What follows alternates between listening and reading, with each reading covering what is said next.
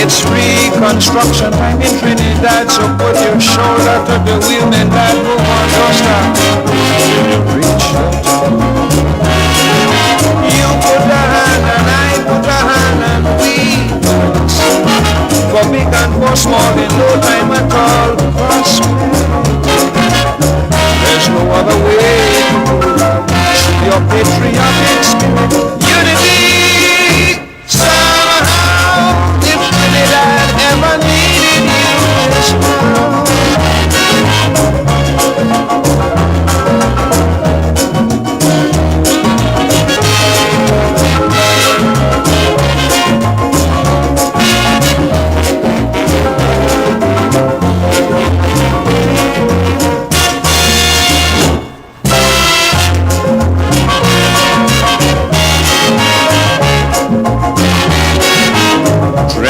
Trinidadians wanna know. Hear my plea, answer my call. The peace and happiness we had before was lost with everybody fighting war. That's so bad. So move on, upward, come on.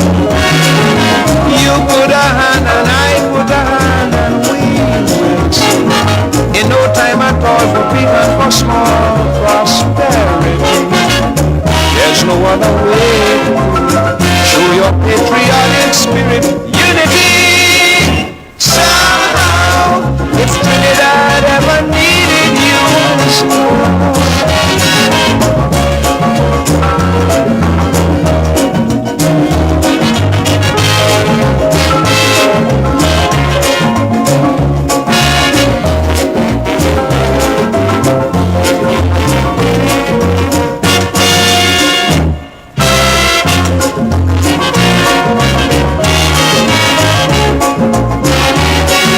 Political policy and political ties. Rebuild your country before the good name dies. If everyone will learn to play their part, that is enough to make a useful start. Soon we'll have a better Trinidad. You put a hand and I put a hand and we will see. In no time at all for big and for small prosperity. There's no other way to do it. Show your patriotic spirit. Unity somehow. If Trinidad ever needed you, it's now.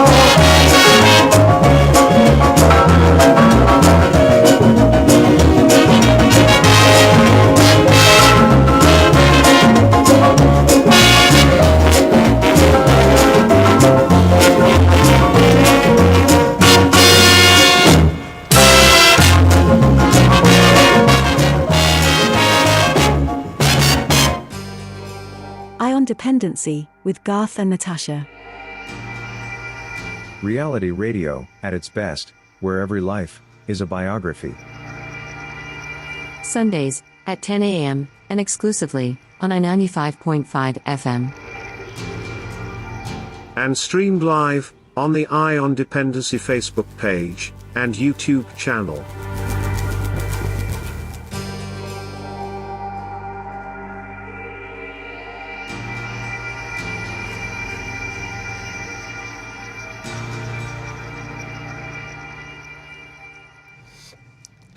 Good morning, Trinidad and Tobago, and welcome to Dependency, right here on I95.5 FM, live on the Dependency Facebook page and YouTube channel. Good morning, Natasha. Good morning, Garth. Good morning, Trinidad and Tobago. Again, welcome to Eye on Dependency for another Sunday. This is our second program for 2025, and we're coming in hot today. Coming in hot. And a reminder as well to those of you tuned in on YouTube and Facebook, please like the live when you enter and make a comment. It really does help boost the channel. Yes, so this morning we have in studio with us the Honorable Fitzgerald Hinds, Minister of National Security. And of course, you know, when Mr. Hinds comes to the studio, is matters of Trinidad and Tobago. He's here to discuss, of course, under the Ministry of National Security. So we welcome the Minister once again, and just a signal to those of you who frequent Shagaramas, we have to keep some people to make famous this morning. So if you were parked on the bike lane in Shagaramas this morning, this is your turn to be famous.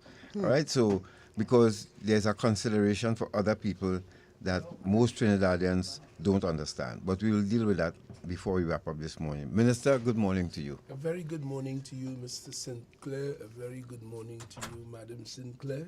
A good morning to all of you listeners and viewers out there, at home and around the globe. Pleasure is mine, yet again, to be in your company. And let me take the opportunity to say to the nation, New Year greetings, New Year blessings, and it is my prayer that you enjoy good health and all of the things that you aspire to that are worthy of your acquisition. And that's a judgment for Almighty God. I wish you all the very best and success in all of your endeavors. Thank you very much. And we receive that on behalf of our viewing and listening audience. And Minister, you can be described as a veteran politician. And just as I said to Mr. Young recently, up this morning, I sent him a message. Did you ever think on your life's journey that you would have ended up wearing the hat or several hats, because you were at this ministry before, but you are a police officer first. You started off. What made you decide to get into this battlefield called politics?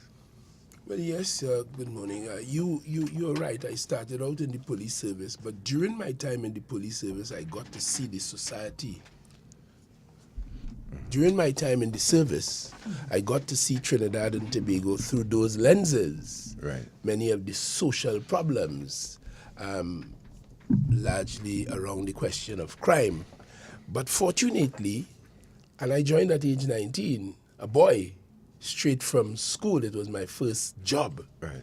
And around some police officers in the admin branch where I was posted for some of that time, and as well while I was in the police training college as an instructor, I was fortunate to be in the company of some police officers, some big men who were willing to talk to us as young people and share various things. So it was always healthy conversation, serious conversation, when we were not actually on the job. Right.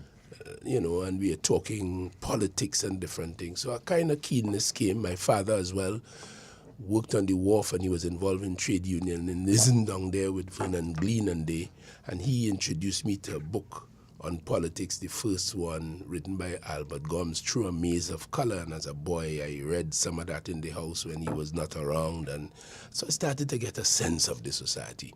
And then, of course, on my own ambition, I decided to leave the police service and to become an insurance salesman. And then I started to see the society through those lenses, from an economic standpoint, business, success, the power of yourself, the mind, what you can do, what the heart of man can conceive and believe, the body would achieve. That was one of the main lessons. So it was all up to you. And that was very useful. And again, around men like Telly Paul and Raymond Timke, and you were getting ideas, and then materialism set in. Now you see in the big cars and the big houses, so you start to focus on that.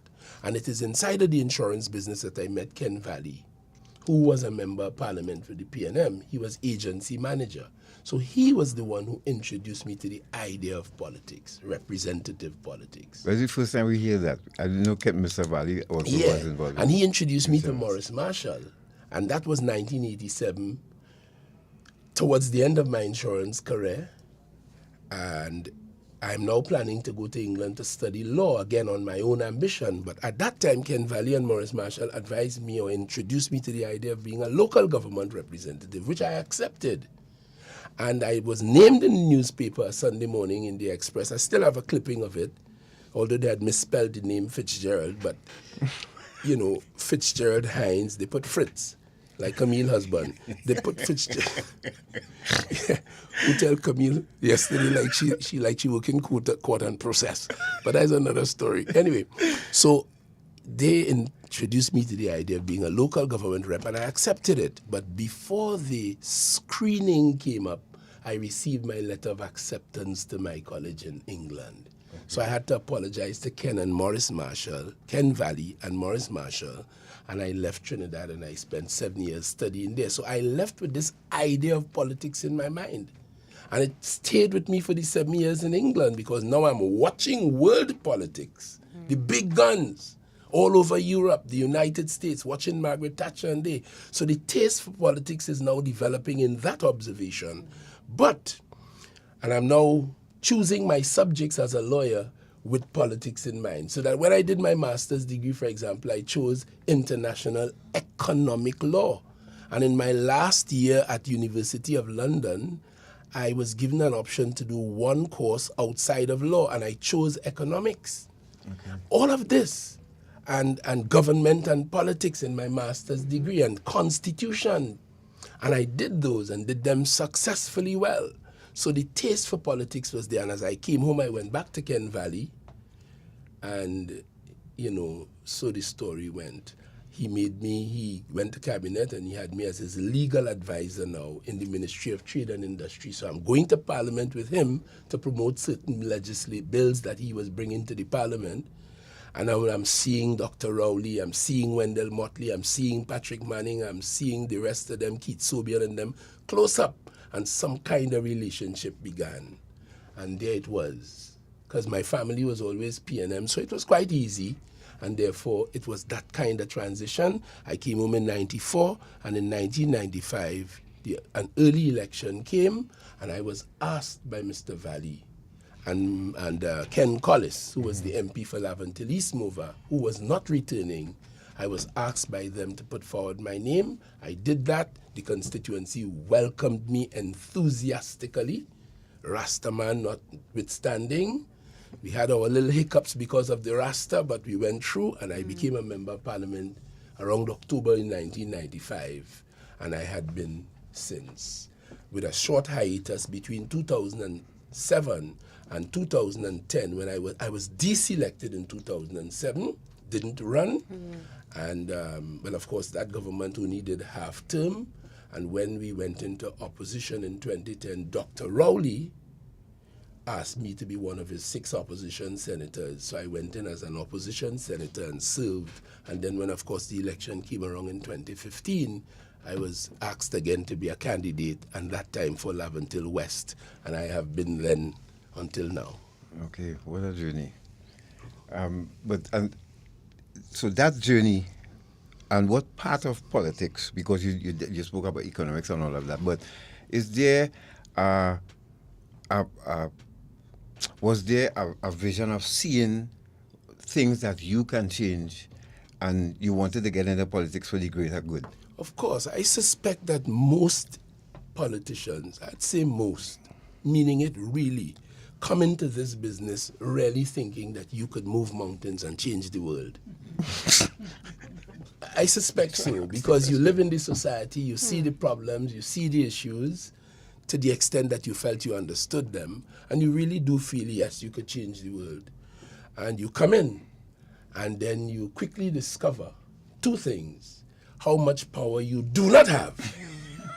Powers you do not have. Yes, powers that you do not have. And then you quickly discover that this thing has to do with the human being, and every single human being has his own fingerprints, his own DNA, his own voice tone, his own spirit. And no man could measure or contain that.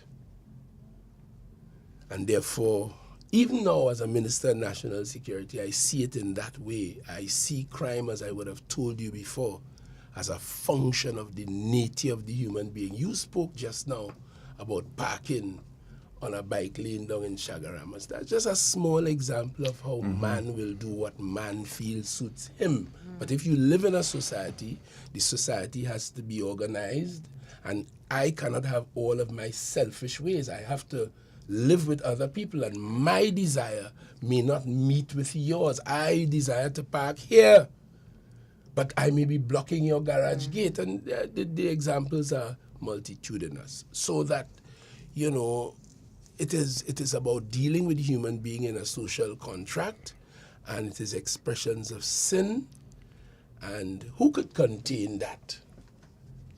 The society has responses to it. It calls some of those sins crimes. You commit your sin, we call it a crime, we arrest you, the Constitution provides for that. We take you through a legal process, you are found guilty, convicted, and you are made to be punished in accordance with a sentence. But the thing is very, very complex, because sometimes those who are set with the responsibility to carry out those duties, from judiciary right down to the police constable who see the crime, the sin that we call crime, and decide he's going to arrest you, sometimes they too are affected by the virus of sin. Indeed. And the rest of the society, every one of us as human beings, we have the germ in our system. And this is why the book says, it is better for a man to conquer himself than to capture a city. Because if you decide, Garth, that you're not committing no crime, you don't have to go and thief nothing from nobody. You don't have to rape nobody. You could put on your lyrics and put on your nice little perfume and impress the lady. Yeah? Rather than go and just take it like a beast against her wish and will.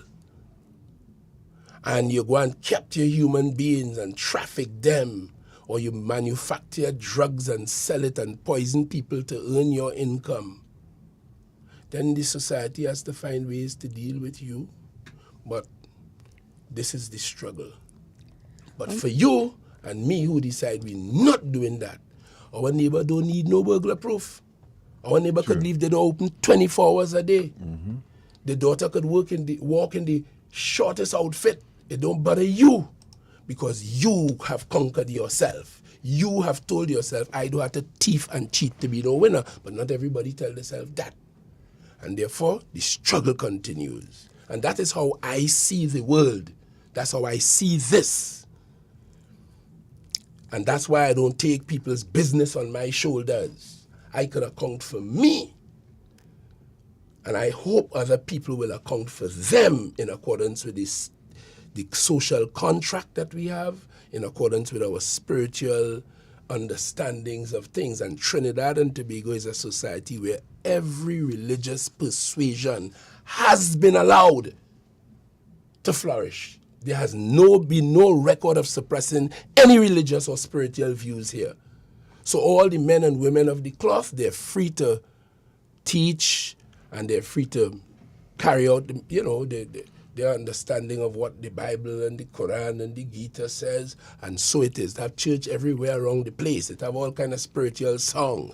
It have some reggae song, man. When you listen to them, they make you feel, praising Jordan. All of that is available, but then the complexity of the human being still looms large. Well, Minister, I want to go back a little bit to the conversation about politics. The evil nature of the human being. No, well, not that. In the politics, in the sense of your understanding of how Trinidad and Tobago's parliamentary democracy has grown, if or not, based on your experience as well of being in the motherland, quote unquote, how has Trinidad and Tobago come out of that colonial period for the better and improve the lives of its citizens?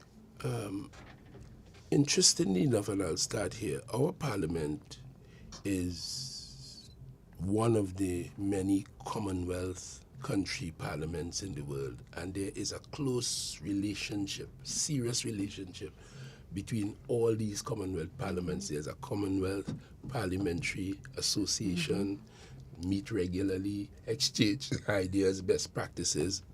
And I would have seen from 1995 to now serious improvements in that regard.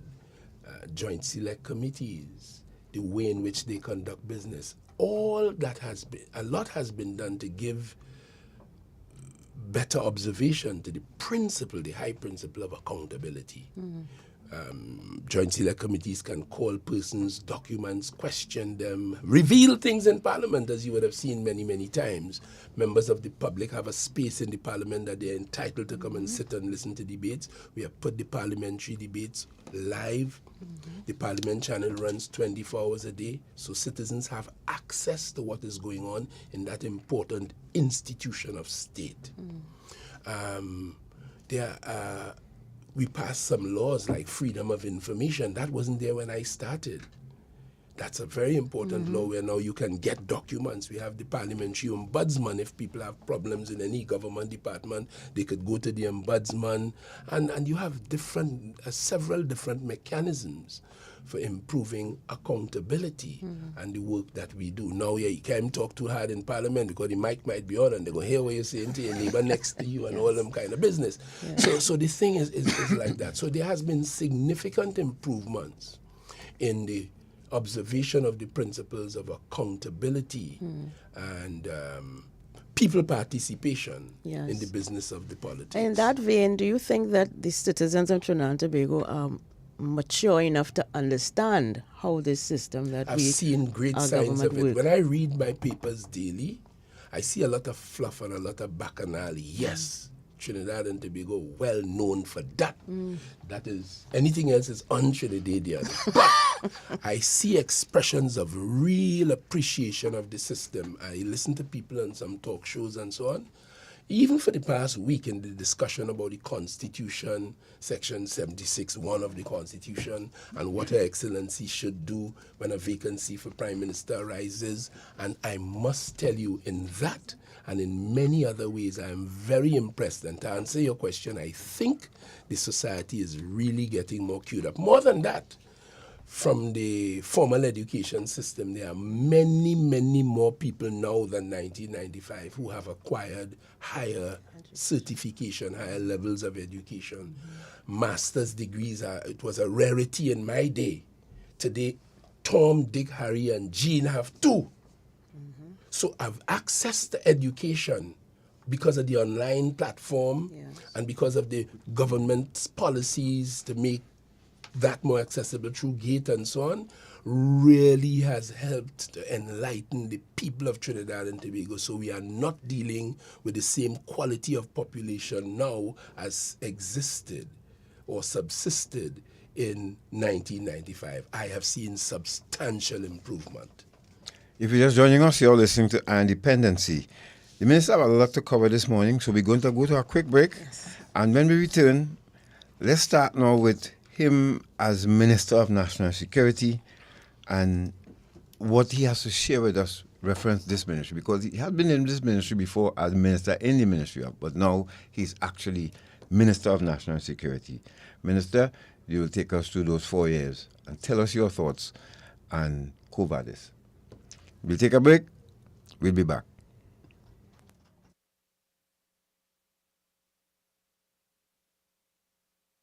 Yes, girl. I'm here with this weirdo named Larry. I'm getting rid of him now.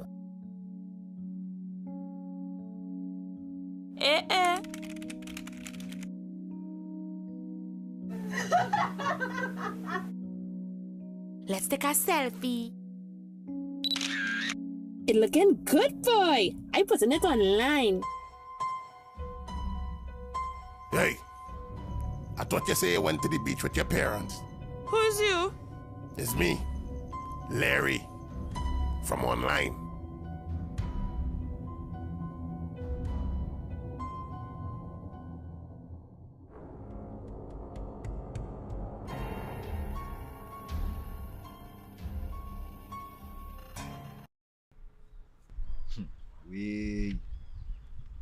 The sex trafficking thing is a serious thing in a way. Sex trafficking? I thought it was only human trafficking it have. But what do you mean? No serious thing, boy. Where you get that from? I don't know about human trafficking, not about sex trafficking. So how can you spot and identify perpetrators and children who are victims of trafficking? Many victims who are children do not look like under 18 years old. Child victims often move escorted around alone or in small groups. They also live in shared and even packed rooms and have very little clothing and belongings. Child victims are often seen with adults who are not their parents, their relatives, or their caregivers.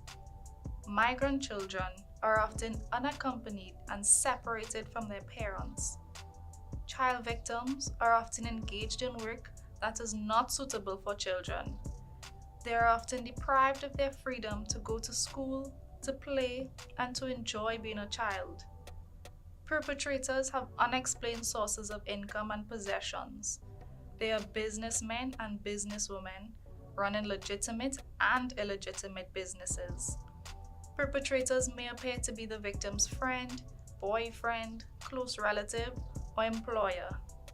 We are the counter-trafficking unit of the Ministry of National Security, Trinidad and Tobago, safeguarding human life. Do you want to support our work at Eye on Dependency? Here are 3 ways to do so. You can make a donation to the Eye on Dependency account at Republic Bank. You can follow the Eye on Dependency page on Facebook. You can subscribe to the Eye on Dependency channel on YouTube. Liking, commenting, and sharing the live on a Sunday also helps. Thanks in advance for your support. Little And control the ego. You carried a little child to his death. Somebody your age. Yeah. Come now, man. In the heat of the moment. Yes, so we back. Thank you very much for staying with us.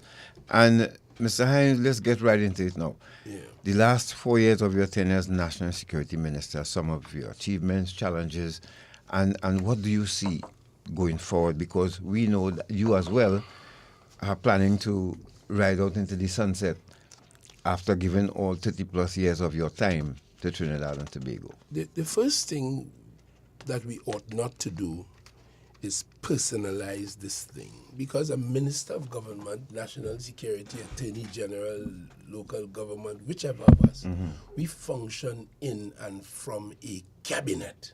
Right. We function in accordance with the cabinet's policy. Yeah? No minister can do his own thing. He does things as authorized and mandated by the cabinet. The cabinet putting its heart and minds together and coming up with policy positions, government's policy. If a minister goes outside of that, he's on his own.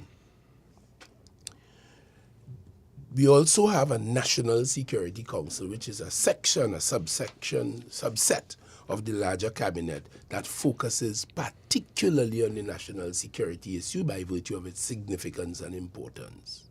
And that is chaired by the Prime Minister for the same reason. We also have laws of Trinidad and Tobago. And we also have the constitution by which we must be guided. Right? And we also have a relationship with other states because, as we all know, most of the crimes that confront us here, 2 examples, drugs, guns, a third, human trafficking, they do not emanate from or in Trinidad and Tobago, but they are cross-border.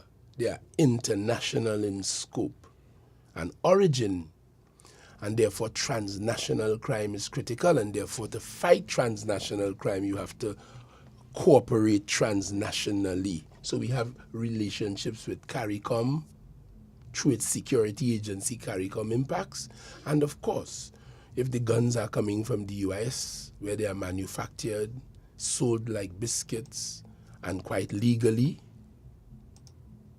without the kinds of restrictions we have here, but they are ended up in Trinidad.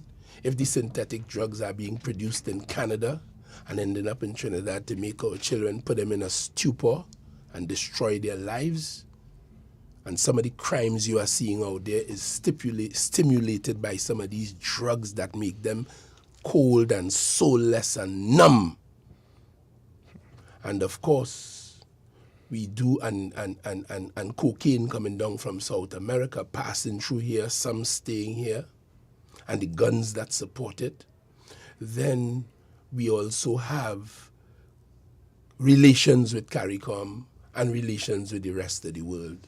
So the Minister of National Security operates in that very wide theater. The Minister of National Security is responsible for the police service, but that's only one entity. He also responsible for the fire service, the prison service, the immigration service, the defense force, the lifeguards. The Minister of National Security also chairs the Mercy Committee, a very important constitutional entity for people to seek the mercy of the state, either by way of presidential pardons, well, in all cases by way of presidential pardons, and to mitigate sentences issued by the courts, even murder. And that is a very important constitutional team. And of course, the Minister of National Security also chairs the Defense Council, because the Defense Act makes arrangements for matters of discipline to be brought. Issues that soldiers, military people, air guardsmen, reservists, and, well, not reservists, air guardsmen and so on have, they come before the Mercy Committee, the Defense Committee, and of course a number of other, the probation service and so on. So the work of the minister is in the context of all that I've just explained to you, guided by government policy, as I said. And of course, when I assumed the role of Minister of National Security, I didn't start from ground zero. I would have met a number of things in train. For example, I was present when we took possession of the 2 Cape-class vessels known as CG-41, Coast Guard 41, and CG-42. But I was not there when that was negotiated with the Australian government. That was the Prime Minister. Right. So I would have had a basis on which I would operate, and I would have continued to carry on that, and whoever becomes the Minister of National Security after me will carry on. So it is, I'm just saying all of that so that we wouldn't be so myopic to think it's the Minister of National Security, especially when, under the Constitution, a minister has general administrative power over his ministry, but there are certain things that the minister cannot get involved in, operational things. I can't tell the police who to lock up. Sometimes I wish I could. Sometimes I wish I personally could lock up certain people, because I lock them up plenty. But I can't do that. I don't go on patrols. So I rely on the law, the Constitution, and my responsibility as a minister is to dispense government's policy, make sure that they understand what the government want, and then they have to carry out that in accordance with the law and the Constitution. We provide resources, and I have here a long list of all manners of things we have done in these regards. For example, we have the state of emergency on now. I meet regularly, including Friday evening, with all the heads of national security, the Commissioner of Police, the Chief of Defense Staff, et al.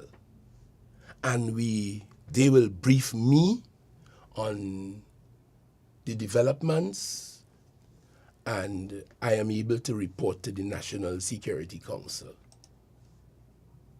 On behalf of them, I report to the National Security Council so that the government will know what is happening across the country in a state of emergency declared by the government. That was governmental action. So there are some things that the government and the minister can do and must do, but there's a lot in terms of the operation that others have responsibility for, and we hold them accountable in the ways. Talking about accountability, and this is no excuse, the awkward situation is that I don't hire the commissioner, that's the Police Service Commission. I don't hire a deputy commissioner of police. I don't discipline them. Those matters are matters for the Public Service, the Police Service Commission, or in the case of other operators, the Public Service Commission. So in that sense, they are not accountable to me. But I have to be accountable to you and the Parliament and the Cabinet for what they do or they don't do. We have a very strange kind of system here, but let me give you a little idea of some of the things. As you know, our expenditure in national security gets to the billions. On average, I would say $5.5 billion a year. And I also want Trinidad and Tobago, I've said so here before, to absorb a simple fact. It is a fact that a budgetary allocation to a ministry of a budgetary allocation to a ministry, 65% of that goes on salaries and emoluments. I want to repeat that. When you hear me say $5 billion, take it from me. 65% of that goes in people's bank accounts, credit union, wallet, and pocket as employees of the state. So let's be clear. We're talking prison, police, fire, all Coast departments Guard, of the government. reserves, All. That is our fact spending pattern. Right. And that is across all ministries, of course. Mm-hmm. So whether all. Right. Sport and community So when you hear development, $5 billion, plenty of it going to human resource manpower, which is where we have a big problem that nobody wants to talk about in Trinidad. Our productivity quotient, our productivity rate, our work ethic. Because take it from me. You see the people and them who park on that parking thing down there? They do so, and they do so because they believe no police ain't going to show up with a ticket book. correct. There's no consequence. Or no record. No, I ain't talking about the consequence alone. I'm talking about productivity. Or of the plenty. You could identify any problem in Trinidad and Tobago for me today, including the grass that growing on the pavement, and I could demonstrate that that is because of our shortfall on productivity. And if there's one problem I have with Trinidad and Tobago, has been that. Plenty people who complain about problems in this country. When it's their time to do their work, you can't find them. We just had, I don't want to say too much, but I tell you something, it is a big problem across Trinidad and Tobago. The garbage you see on the street, the grass on the pavement, the uncleared drains. Take it from me, there are people on payroll to do that and they get in the pay bold-face, so, and they're quite happy to take it. And if they don't get paid, we worry money now. Yes, that is Trinidad and Tobago. But Mr. Hinds, does that mean then that the bureaucracy that is required in any government, it clearly doesn't work? Because Garth and I had an experience last week dealing with a government agency, and we had to visit this office twice because the information that we needed for the documents we needed to present was not on their website. When we visited first and we got the information about what we had to provide, it was incomplete because when I went back with the documents, I was told, no, you don't need this. This needs to be stamped. That is a very common experience, unfortunately, across the country, and not now, for decades. Correct. When will you get that right? Well, this is the point. When the PNM 91 to 95, there was a minister called Gordon Draper, Minister of Public Administration, and I recall he tackled that issue. George Chambers, as Prime Minister, tackled that issue. There was a convention in Chagaramas where they went to discuss matters of national productivity, production. Tobago Crusoe sing a calypso about that.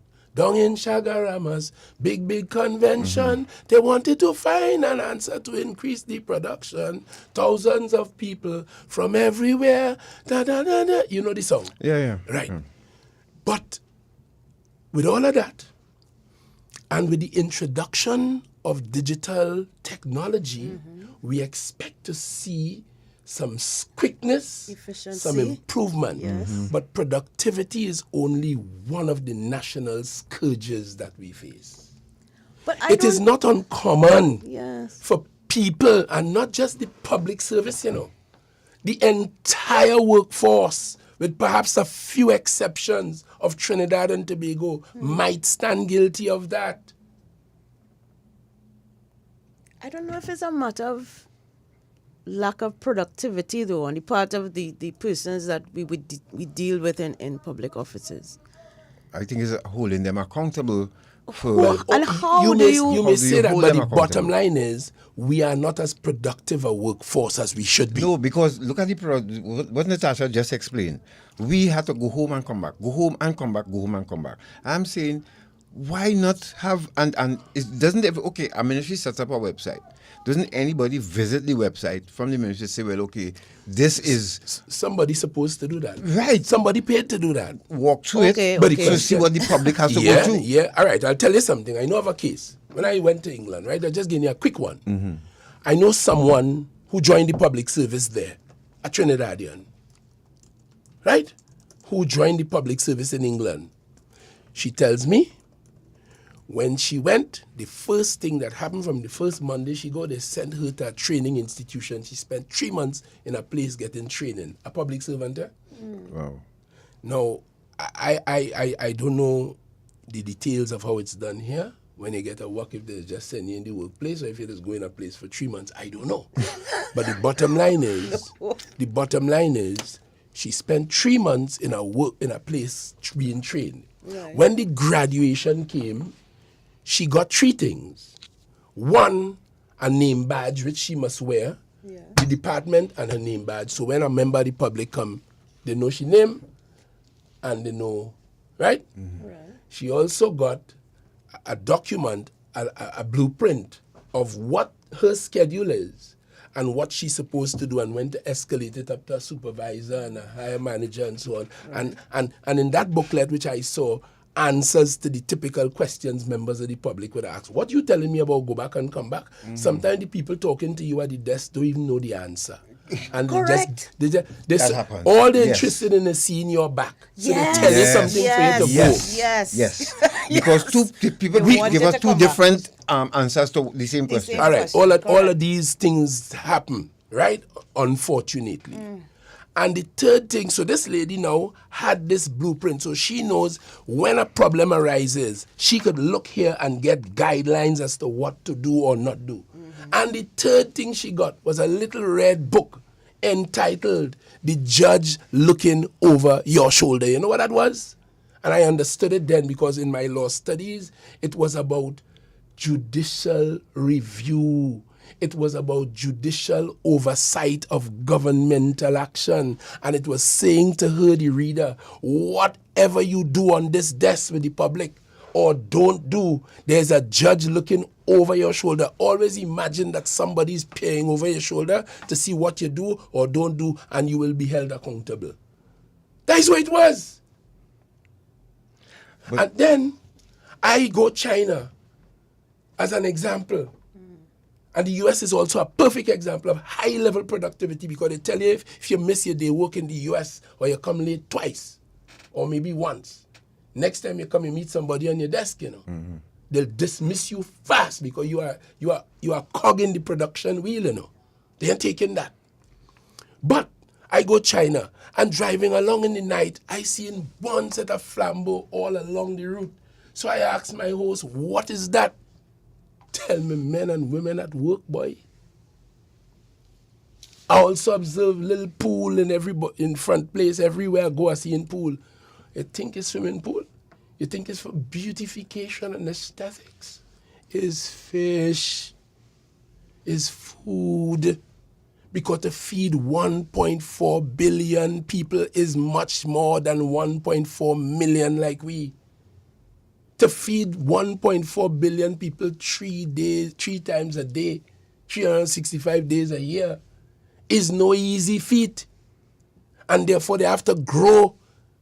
They're growing, I see them growing cockroach and all in a video. Yeah, I saw that. I saw that. So I tell you something, anything with protein, anything called food, anything that could move, swim, Crawl. anything that could crawl, anything that could move is fair game, is 1.4 billion people. So I'm telling you this now, moving on. Productivity is a national challenge. Very much so. The next problem we have here is corruption. Because everything that a minister of national security have to do requires effective implementation and it requires integrity. Most of what he has to do.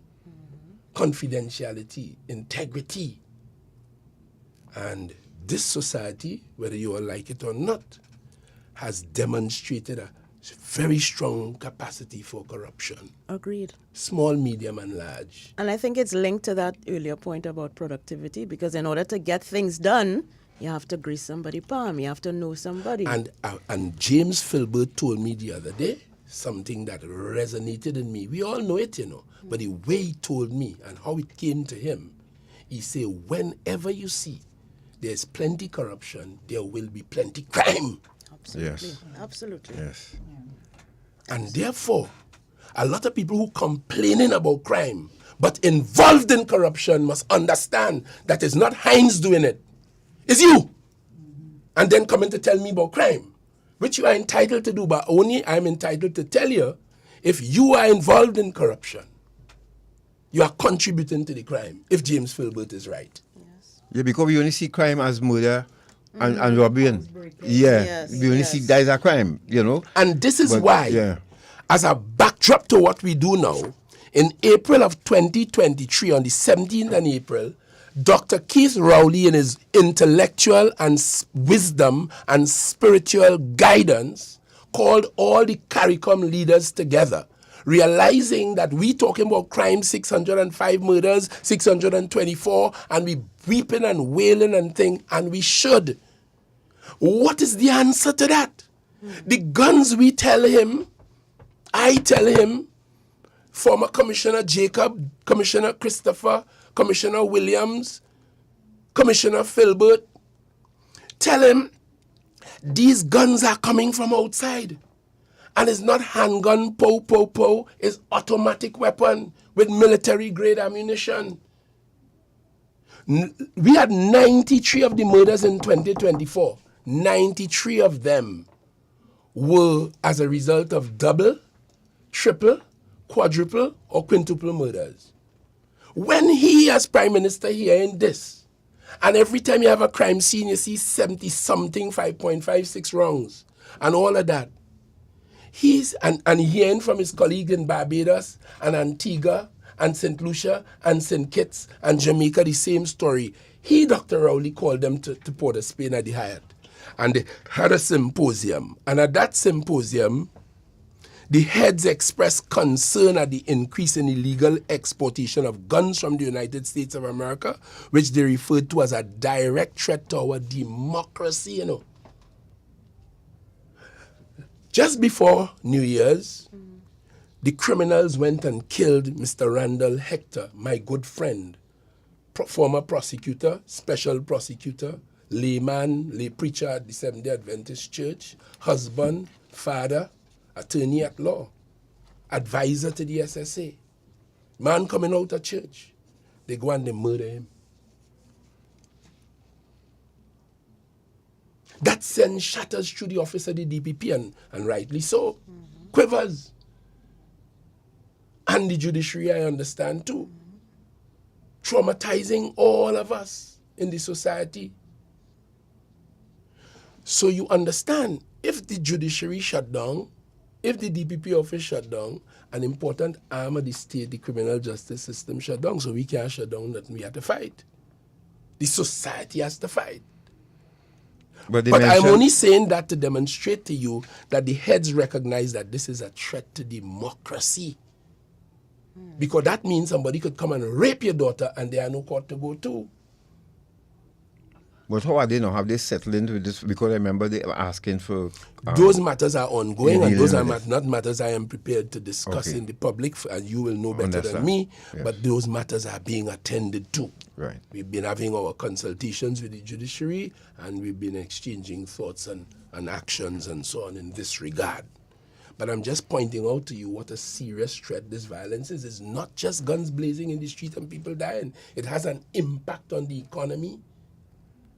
People don't want to invest in this kind of space. It has an impact on tourism in that sense. It has an impact on our social living because we have to curtail what we do. We frighten. It's a serious business. Anyway, Dr. Rowley got the heads together and they all declared a war on guns. And I quote from the declaration, we call on the United States of America to join the Caribbean in our war on guns and urgently adopt and take action to stop the illegal exportation of firearms and ammunition into the Caribbean. So you're asking me about me as Minister of National Security, and I'm telling you the context in which I operate. Because when you come to ask me about 624 murders, I am aware, and you must be made aware, that these guns are coming from somewhere, and the action that the Prime Minister of Trinidad and Tobago as head of the National Security Council took, and we went down there. So as a result of that, the entire Caribbean region started to treat violence as a public health concern. In other words, an understanding that this thing affects us all, and an understanding that we all have to react to it, just like COVID-19, to preserve ourselves. Yeah? As a result of certain diplomatic overtures between the CARICOM heads and the US government in June 2022, the United States President Biden signed a bipartisan, this is called a Bipartisan Safer Communities Act, and passed it into law. And that act created federal offenses for firearms trafficking and grants the government new authorities to prosecute these offenses. In other words, since we identified the source of the guns, we got the US government to join with us. They passed a law making it a federal offense because Texas might sell guns without more. Easy, just go and buy it. Not Miami. So a fellow will move it from Texas and bring it down to Miami. That cross-state movement is now declared a federal crime, among others. And that was as a result of the action of Prime Minister Rowley getting his CARICOM colleagues to come together and to go to the United States because we all had a Caribbean common problem, which affects us all on the streets in Trinidad and Tobago, as well as the little quiet villages in St. Kitts and St. Lucia too. Guyana too, all of us, Bahamas, everybody. So, in July 2023, the U.S. Department of Justice appointed a coordinator for firearms prosecutions to elevate firearms trafficking investigations and prosecutions, while also, so they appointed someone in their government to deal with this Caribbean problem as a result of our diplomatic relations with them. And it elevated firearms trafficking investigations and prosecutions, while also assisting in the implementation of the Bipartisan Safer Communities Act provisions. And in June of 2024, the Department of Justice reported that it had charged more than 500 persons under these new provisions. Those are people, including citizens of Trinidad and Tobago, who leave here to go there to get better economic life. But they have friends and family here, and they're buying gun there and putting it in barrel there and sending it, or other ways, sending it to the people in Trinidad and Tobago. It end up on the streets in Belmont, in Laventille, in Diego Martin, in Chaguanas, and killing people. And action is being taken by the United States government. And we also joined Mexico in a what I call a class action against the gun manufacturers.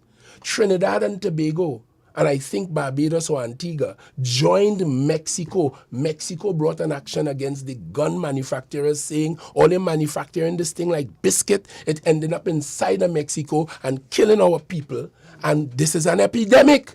Yes. So we declared this, and these are some of the things that flowed.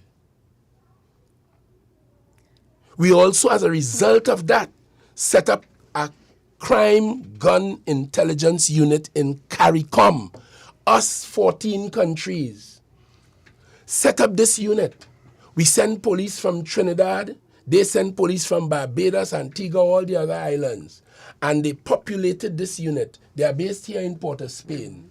And they work very closely. We have US agents, because this is largely coming from the US. So we have US agents on the ground here with us, from the Bureau of Alcohol, Tobacco, Firearms and Explosives, the ATF, from the Homeland Security Investigations, from the Customs and Border Protection Unit, and others, FBI, everybody, operating with this crime gun intelligence unit in Port of Spain to dealing with this whole situation in the region. So that is the context as well in which a Minister of National Security operates. In light of this issue, this major concern that we have about firearms in Trinidad and Tobago, what is the government's position on an amnesty for those who have illegal firearms in their possession? Well, recently this discussion about amnesty arose in the context of the state of emergency. Because the state of emergency, first of all, let me tell you that the government's position, as stated, has not been one for attempts at amnesty. We believe that our law enforcement agencies have the law, the constitution, the manpower, the resources, with intelligence to go and find the guns. There was an attempt at a gun amnesty when I was away from Trinidad, so I don't know too much intimately about it, but generally, there was during the NAR years some attempt at an amnesty, which tells you that the crime problem existed during the NAR years too. Yeah. And it existed for a long time. So when people start to song shock about crime, and crime violent, I understand their emotional explosions and they are justified in being hurt. Look, I see in the papers here, look at the headline on one of the daily newspapers yesterday. Oh my God, why a decent, hard-working attorney at law and her husband gagged, victims of a home invasion and murdered. But how confident are you now about this amnesty? Because there are some vagaries with that, Well, that wait. too. So our policy has, and that did not succeed in the NAR years. Right. It didn't succeed.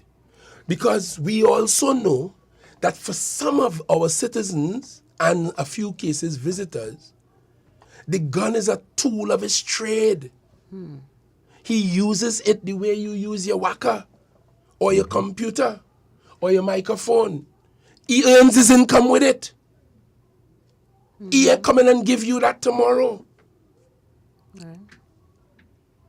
So we, for various reasons, didn't favor no amnesty. And that remains the government's position. In the emergency regulations, however, from 1970 to 1990 to 2011, that provision about amnesty is there. But it requires an order on the part of the minister to give effect to it. And we have made it clear we have not given any such effect, and we don't propose to for the moment. Because I always wonder about... So there was some little, sorry God, there was some little thing about it, but that is the position as we now stand. Yeah, because there are different schools of thought on an amnesty.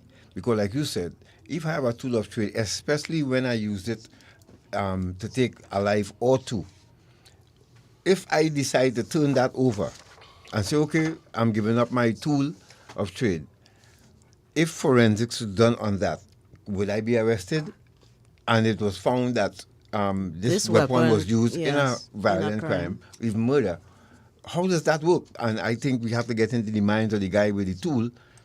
If he prepared to hand that over, how do you feel about that? Well, you have raised a very valid question. And if an amnesty is imposed or applied, then those kinds of mechanics, are you saying you're going to give an amnesty just for the weapon?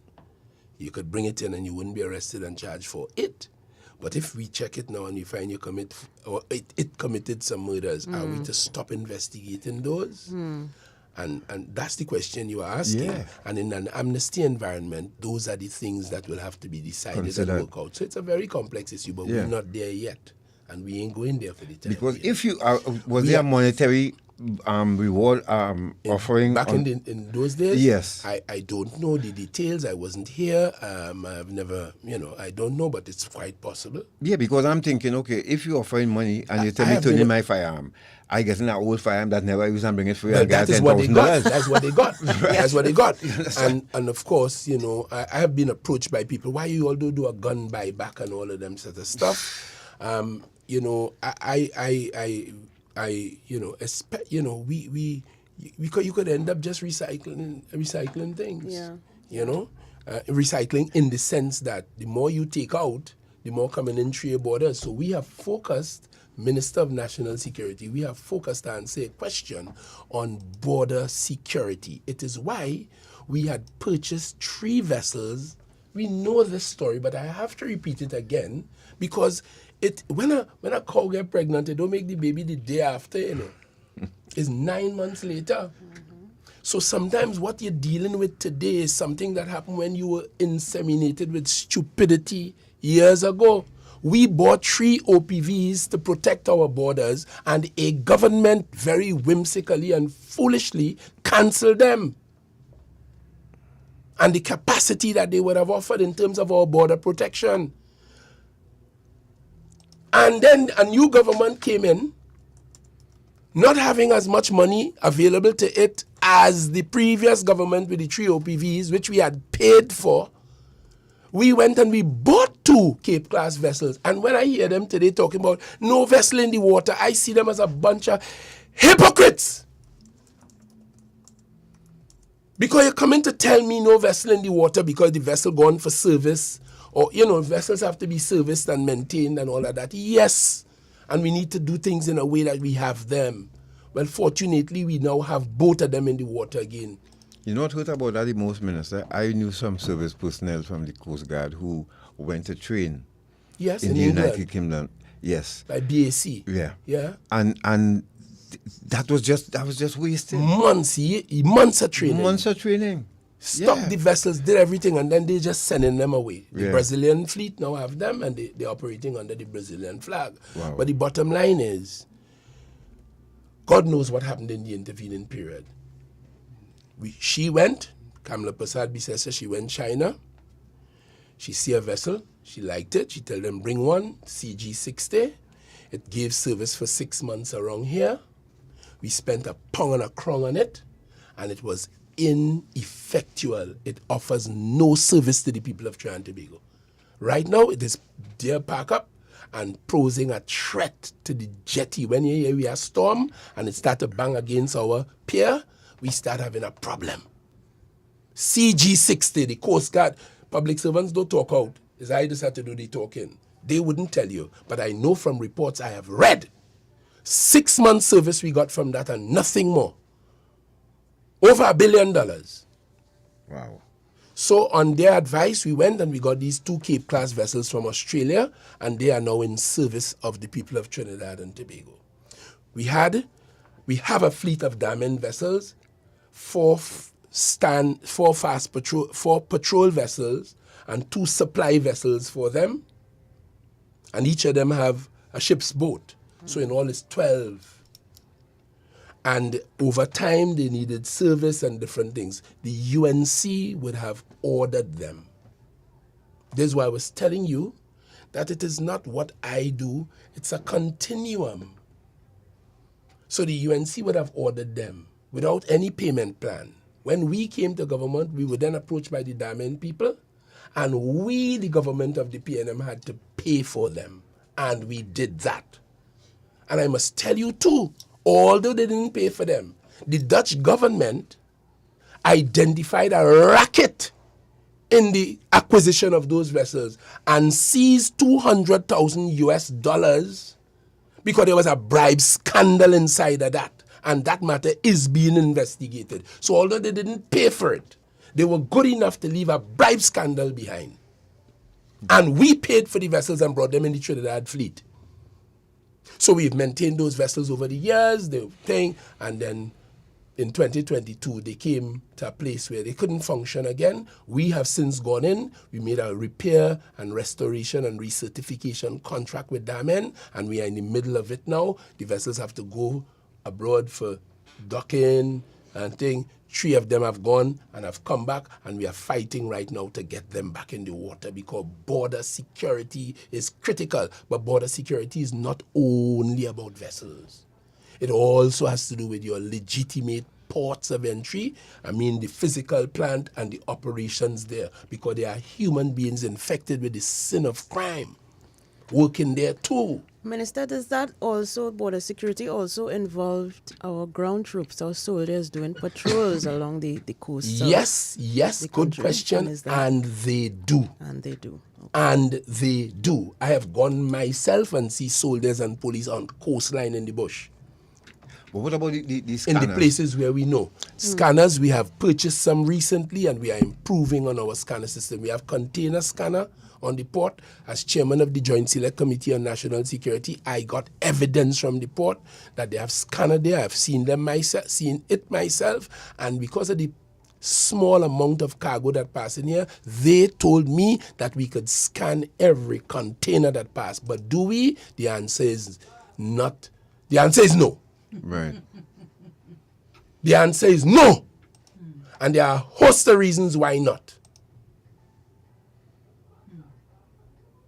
So when they fall short, it falls back in your lap. This is the point, and this is why we treat crime and violence as a public health concern, because I am not the only person who is a victim of it. And as Carl Theodore and P.S. Sandra, she was head of the publishing, Sandra Jones. Yeah. They did a study, and I read this thing with amazement at the outpourings of the minds of these two intellectuals in the question of a public health concern. You know what they say? Those who are not yet involved in crime, we have to protect them from being infected by it. Yes. That's the most important group as far as they're concerned, because some of our population infected with crime. And those who are not, we have to take steps to protect them. Anyway. The point is how we doing so that. So even though you have radar system, which we have, and this Minister of National Security went to Cabinet, got its approval on 2 occasions to upgrade our radar system to make sure it now works 360 degrees, because from time to time, like any other equipment, including the mics inside of here, and some of the people, it is breakdown. If you're just joining us, you're listening to Our Dependency, and we go for a quick break, and when we return, we continue with the Minister of National Security, who is going to answer most of the questions that he can today, and let you know how much he can within the time that we have, and of course, hope we can have some time for you to speak with him as well. Before we go, Garth, let me remind those of you tuned in on our Facebook Live and YouTube Live, please press the like button. It's $3.99. It costs you nothing. We need to get those likes up, please and thanks. Let's go to that break. We'll be back. Yeah.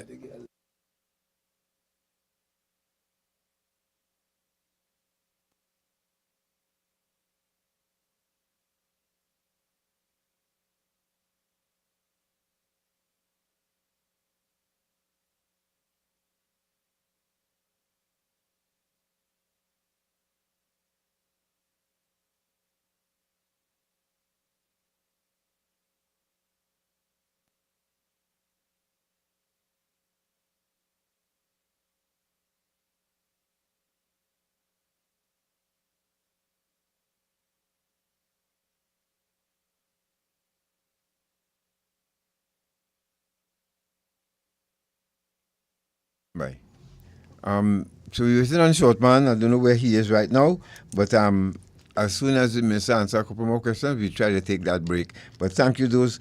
Welcome to those of you on YouTube. It's always a pleasure to see you, and on Facebook, and those of you listening us on radio. Like the live, please. So, so Minister, yes, let's continue till Shortman resurrects. And don't tell me you're having a productivity issue as well. Eh?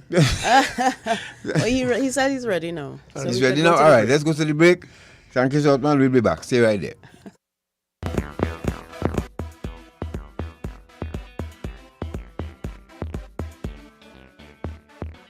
Ah, boy. Feel like going to buy myself a senorita tonight. Nah. You know you might be promoting slavery. Slavery? What are you talking about? Hey, modern day slavery or human trafficking is just what some of these people just do. You know some of these women were tricked to come here? Some are held against their will, abused, and even beaten. Most times the girls don't even see any of the money that is paid for them.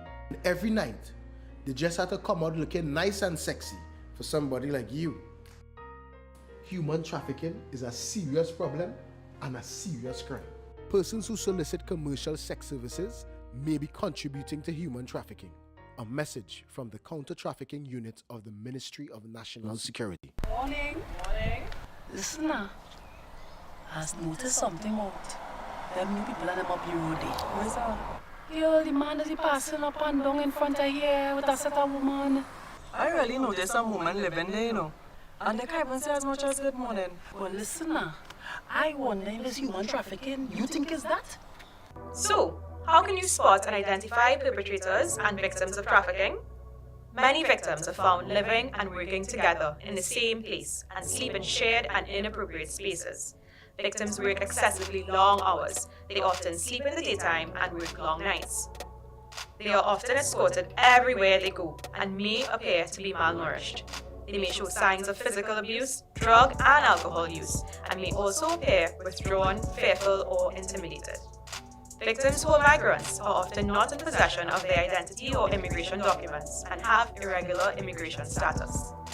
Perpetrators can be male or female and may appear to be managing or controlling the victims. And they may even at times appear to be the victim's best friend, boyfriend, or employer. We are the Counter-Trafficking Unit of the Ministry of National Security, Trinidad and Tobago, safeguarding human life.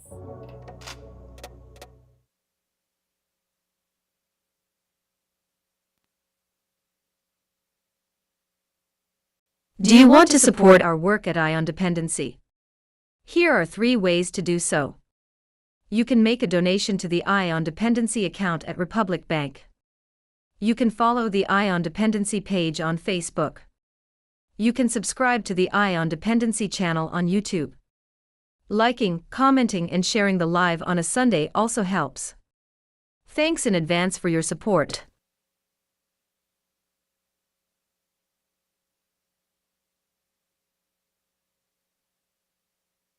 Let's go. Thank you for staying with us. This is Eye on Dependency, and we are speaking with the Honorable Fitzgerald Hinds, Minister of National Security. And he's given us a very comprehensive rundown of his role and responsibility as the head of this ministry and some of the things that impact on the work that he does. And we were just talking about the inefficiencies, or as Mr. Hinds would put it, the lack of productivity in our public service. And I just want Not to say... Not just the public service, I'm sorry. Across the board. Yeah. But I just wanted to say that as a public officer myself for more than 20 years, I have never had this attitude that it is not my problem. I am here to serve the people. That is the work that I'm being paid to do. So if I get an email that a citizen is asking a question, I'm going to reply to that email immediately. But have you? If I don't know the answer to the question, I will find out. Well, that's the ought. But let me ask you about the is. Have you always seen that around you as a public servant? Yes. Unfortunately, yes, I have. No, I'm asking, have you always seen the behavior you have just described about yourself all around you? No. No, unfortunately, I have not. Then my thesis stands tall. I have not. Yeah. Because, look, for instance, the police officers. Now, we have police officers in this country here who continue to give us a pail of milk, lots of milk. But then there are those who knock it over. Now, the thing is, it comes back to the Ministry of National Security again. Right? How do you feel? What would you have to say to these men of all arms of the protective service who continue to disobey and disregard the oath that they took? Well, I think it is for the leadership of those organizations, by way of training, by way of directions, to ensure that those who have supervisory capacities carry them out. But Mr. Training don't change DNA. Well, you know that. Yeah, that might be so, but there are, societies, including to some extent ours as well, where they are sticklers for discipline, sticklers for productivity, your supervisory capacity, because it's all about accountability.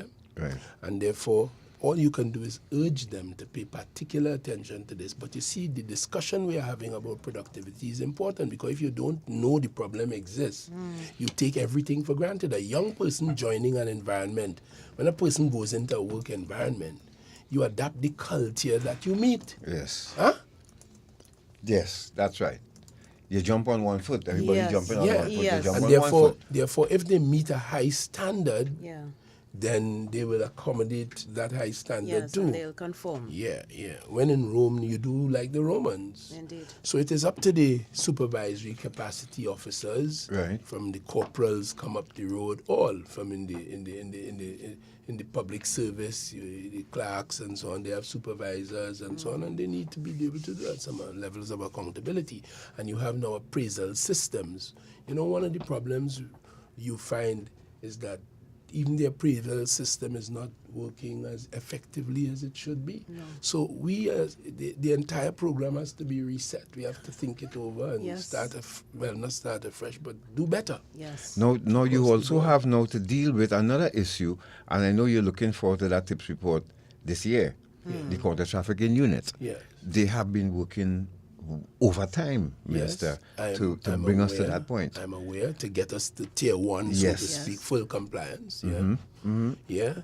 And they have, of course, I'm sure they have your full support in what they do.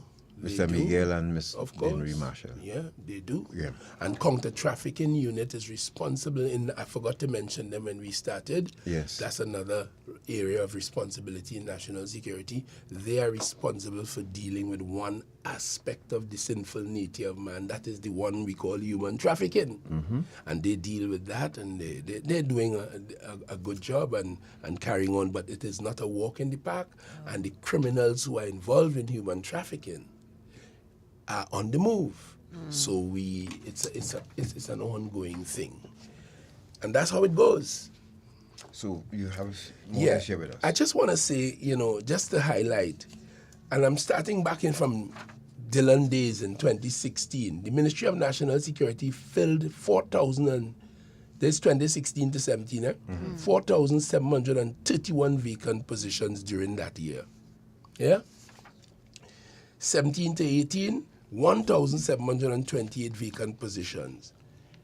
2018 to 19, 1,604. And I'm going right up the road. In 2022 to 23, we filled 2,401 vacant positions in the Ministry of National Security. 2,146 uniformed officers and 270 civilian staff.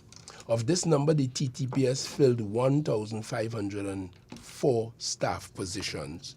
So I'm just saying, recruitment and training, because people are leaving, attrition from retirement and so on. So this is an ongoing thing. And yet you will hear two things, that the police service at the level of constable, they are about 1,500 constables short. You would have heard that said recently, but you would have also heard that in the budget 23-24, we budgeted for and authorized the police to recruit 1,000 persons into the police service. And I can tell you, I am in regular contact with the police administration, Minister Scotland and I, because he has come to join to throw his lot in with us and doing a great job in that regard. We are in regular touch with the administration of the police service insofar as the recruitment of the 1,000 is concerned. And a little disappointed to know that they didn't manage the 1,000. And you know why? Because of the applicants who came. They can't pass a drug test. They can't pass polygraph tests. Some can't pass the psychometric testing. So of all the young people who offered themselves, the list got slimmer and slimmer as they went along, and therefore just not able to get it. So they had to go out again.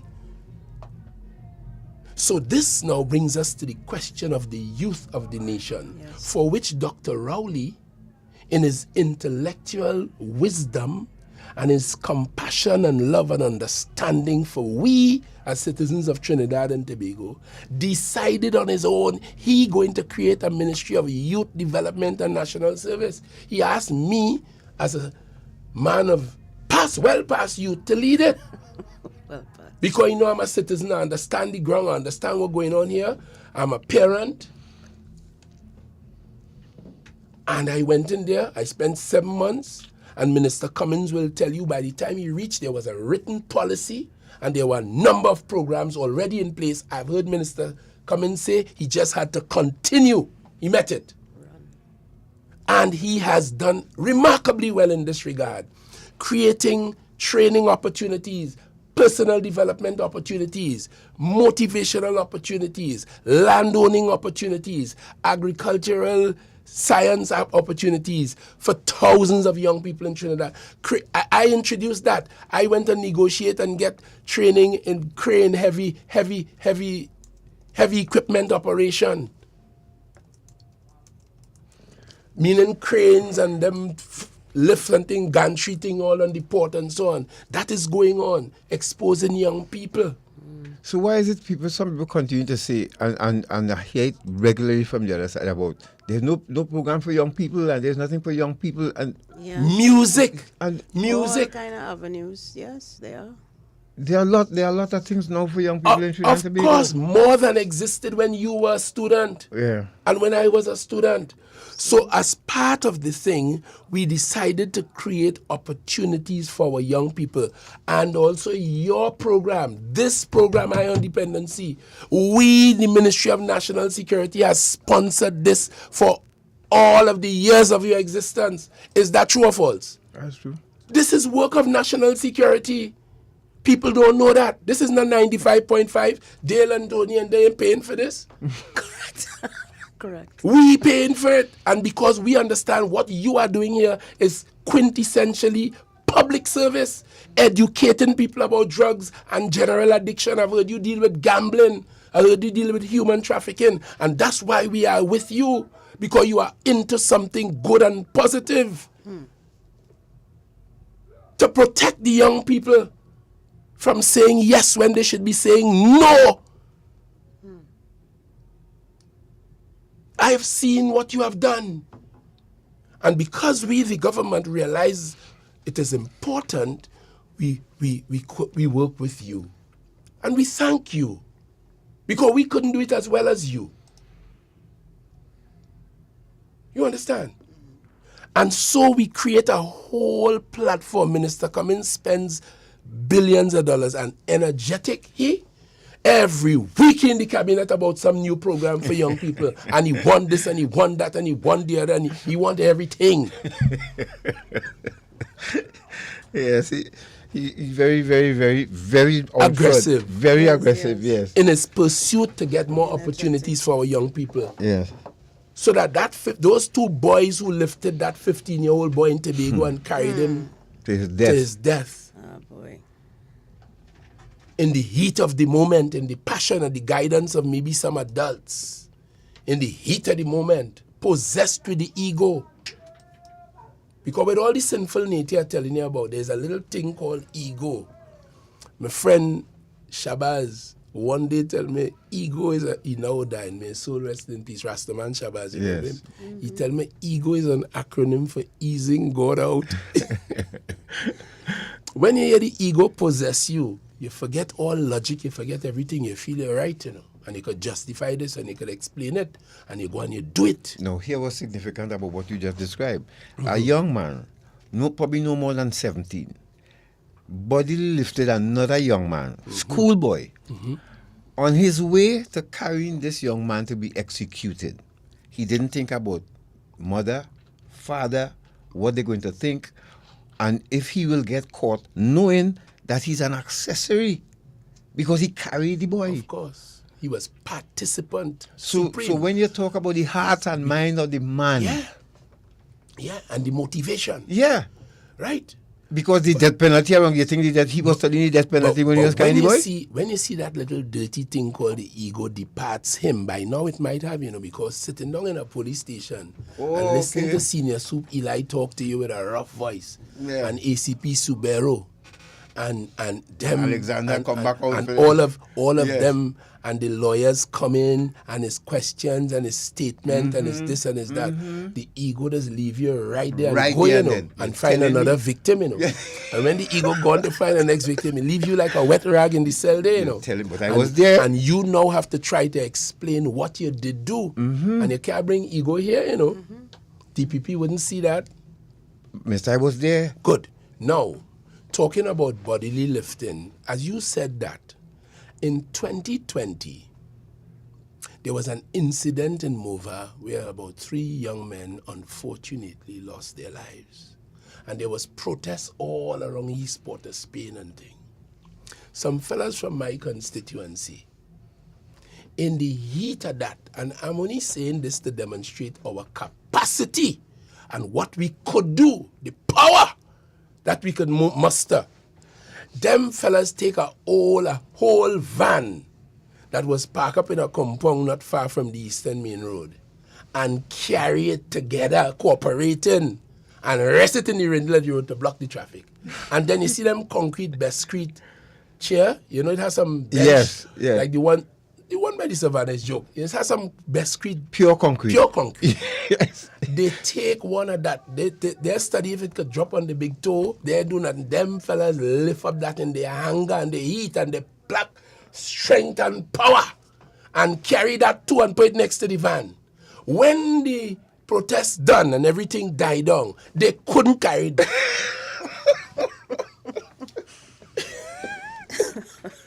They could not carry it back.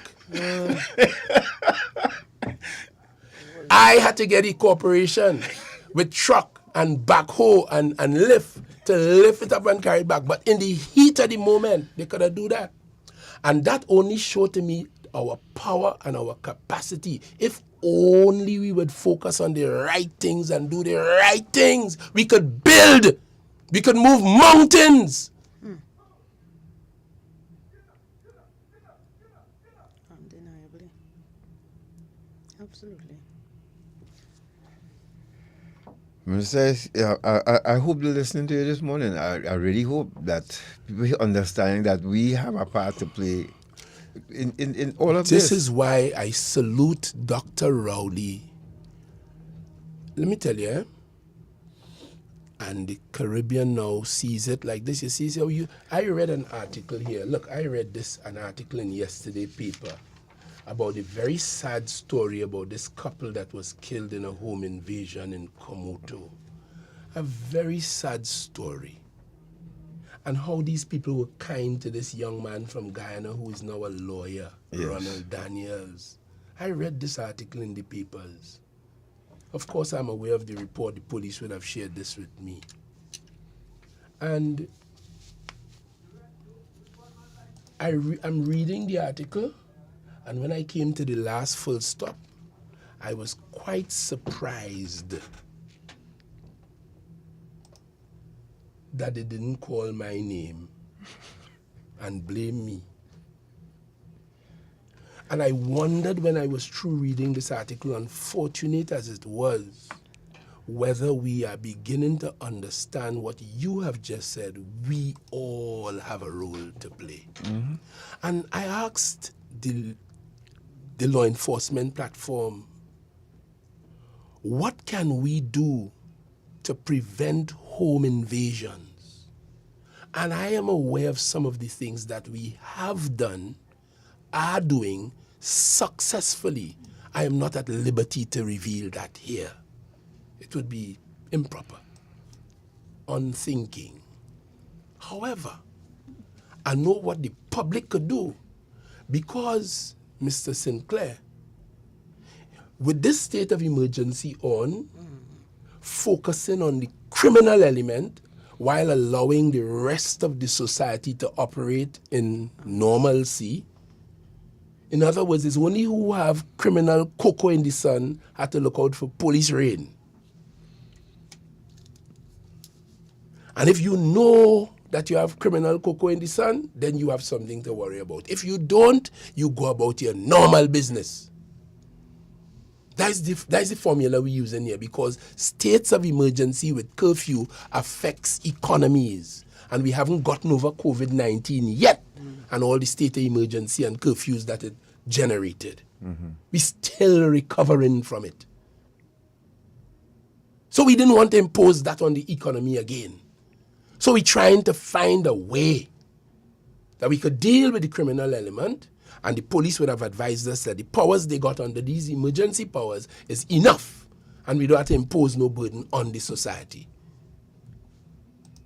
on the law-abiding society. Are you satisfied with how it's Well, going now?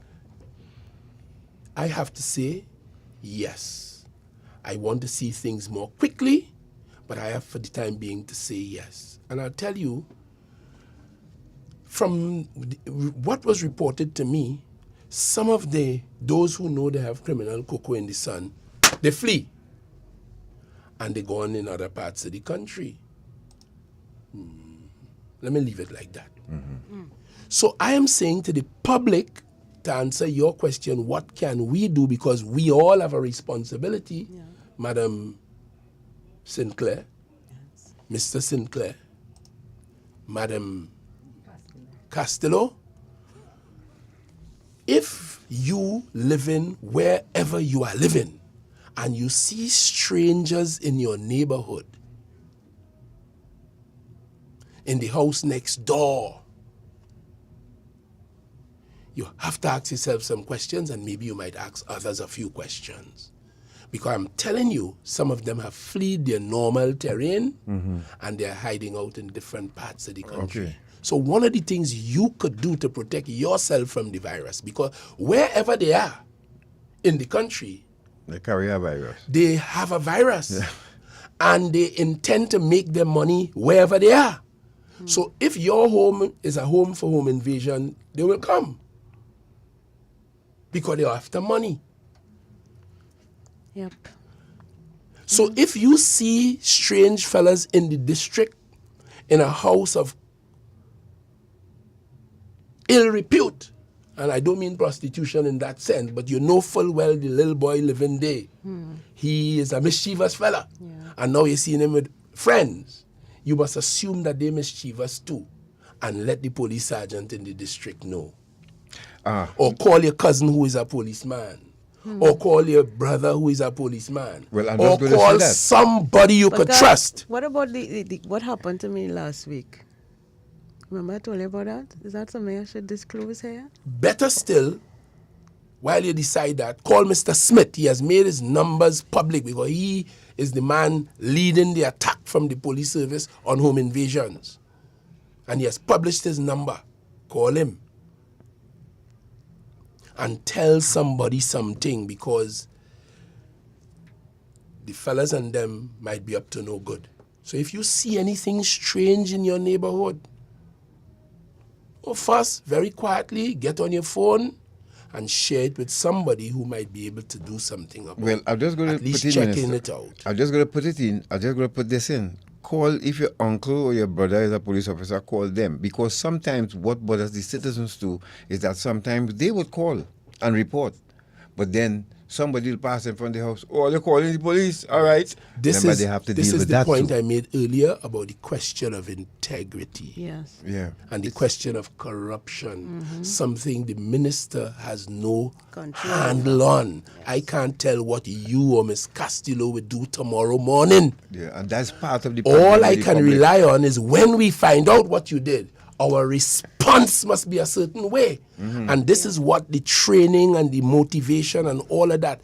We just brought 7 recently retired police chiefs from the U.S., identified by our friends in the U.S., from Atlanta, from New York. These are people who would have been advisors to Barack Obama as president.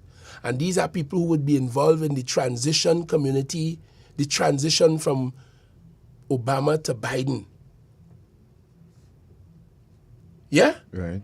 We brought them, I met with them myself as I was introduced to them, and they are now working along with elements of the police service to share their experience about what they did in Atlanta and Miami and New York and otherwise to fight crime. So training is critical. Cooperation is critical. We have had, for example, which you know, the GRACE program, which was a community resilience program to make the community more resilient to the virus by dealing with the young people, training them in different things, self-esteem, doing things in the community, teaching them how to respect women, teaching them how to respect and protect children and women and senior citizens. So it would be instinctive when you see a child, instinctively. See, in my house, coming up, I tell them, if we have one biscuit, this is how we grew up, you know. Mm-hmm. You know how I bring up my picnic. One biscuit.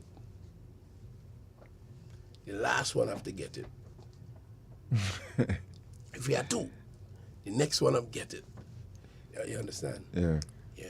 Now, before Natasha... In other words, instinctively, children require special protection.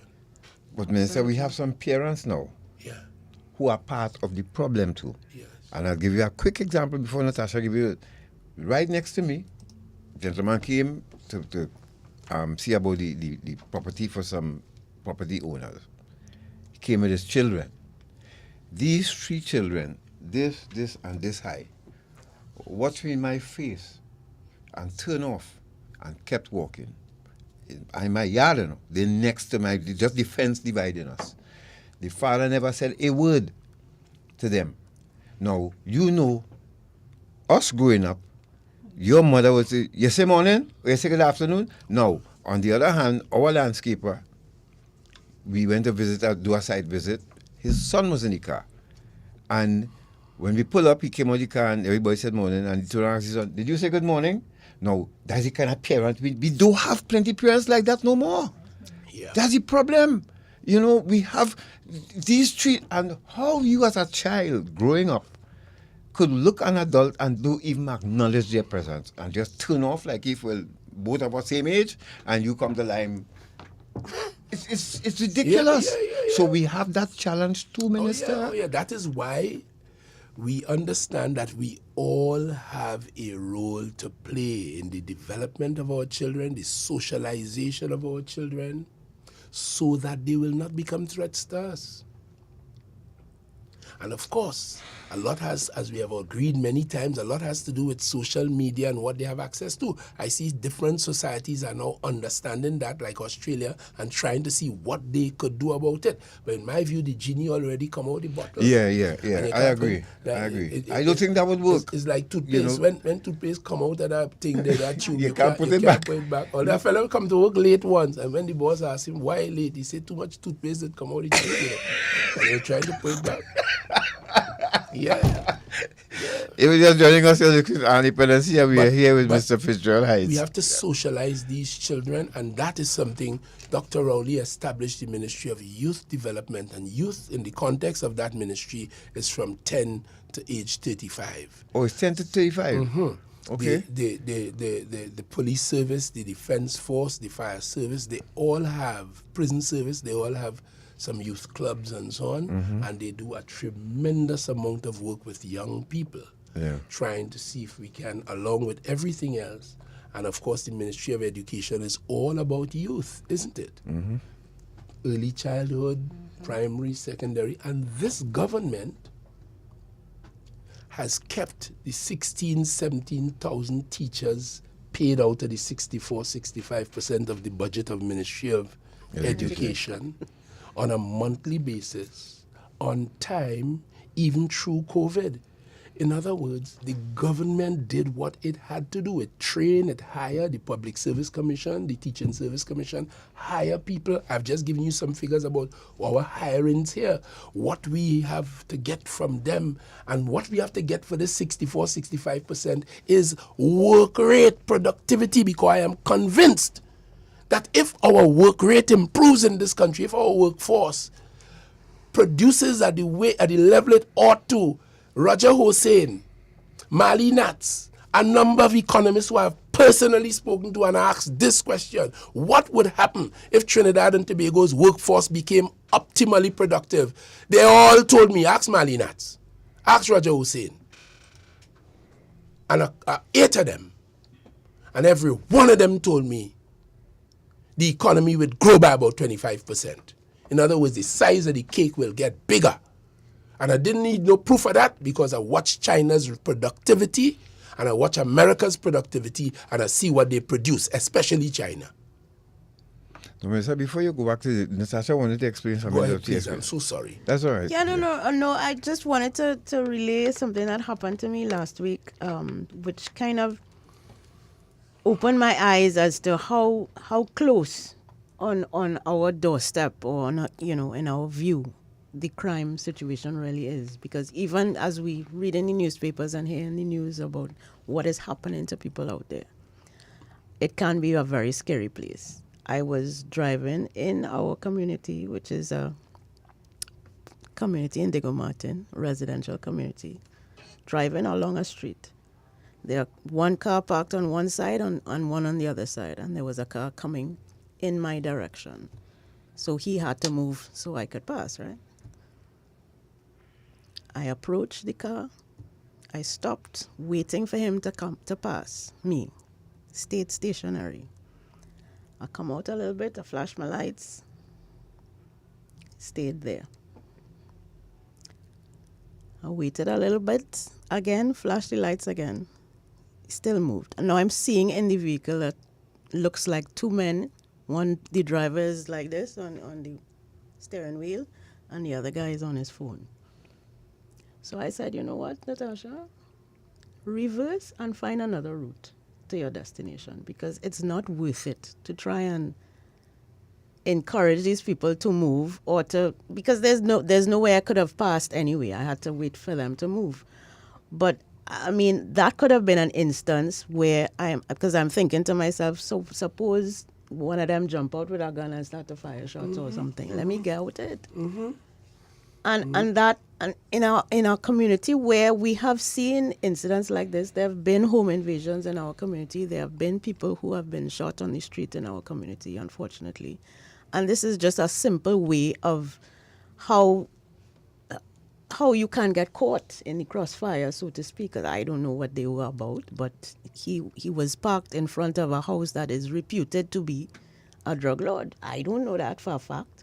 But is that that obviously, made me very scared and apprehensive about leaving my house in the night alone.